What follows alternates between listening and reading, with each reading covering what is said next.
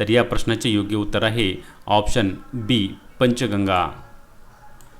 जसे की आपणास माहीत आहे पंचगंगा नदी ही कोल्हापूर आणि सांगली या 2 जिल्ह्यातून वाहते, तर तापी नदी ही जळगाव आणि नंदुरबार जिल्ह्यातून वाहते।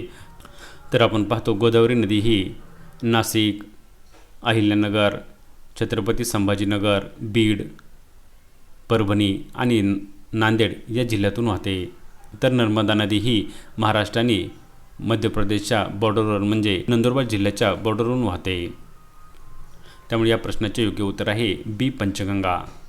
आपला 7वा आणि पुढील प्रश्न आहे महाराष्ट्रातील कोणती नदी ही गुजरातमधूनही वाहते आणि या प्रश्नाचे ऑप्शन आहेत गोदावरी, बी तापी, सी कृष्णा आणि डी वर्धा। आणि या प्रश्नाचे योग्य उत्तर आहे ऑप्शन बी तापी नदी।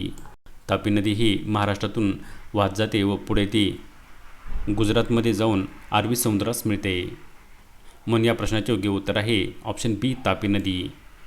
आपला पुढील प्रश्न आहे कोयना नदी कोणत्या प्रमुख नदीची उपनदी आहे? आणि आपले ऑप्शन आहेत option A Godavari, option B Tapi, option C Krishna आणि ऑप्शन डी भीमा। तर आपणास माहीत आहे जसे आपणास माहीत आहे कोयना नदी ही